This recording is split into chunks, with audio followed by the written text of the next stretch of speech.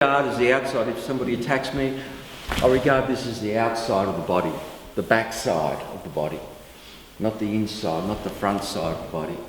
So now we're going to work on the inside of the body. Now, in saying this, I'll just reinforce one of the basic underpinning principles of self-defense and combat.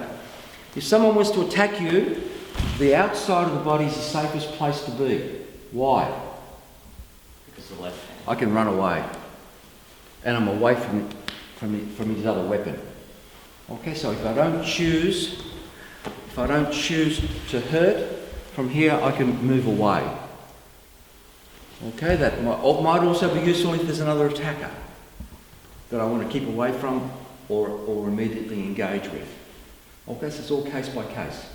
Now, the inside is not as safe as place to be, because as he attacks me, he still has the opportunity of that other arm. So if you choose to go to the inside, you have to bear that in mind. So you need to attack or to distract them very, very quickly. Okay? So that's why when you make that contact, you can't leave him standing upright in a powerful position.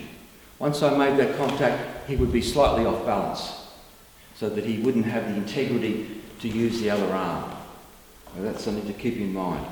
Now, the good thing about being on the inside here is, look, I have all these juicy targets, the eyes, the throat, the solar plexus, the groin, inner aspect of the thigh and knee. We have all these targets that are not available on the outside. So this is really important.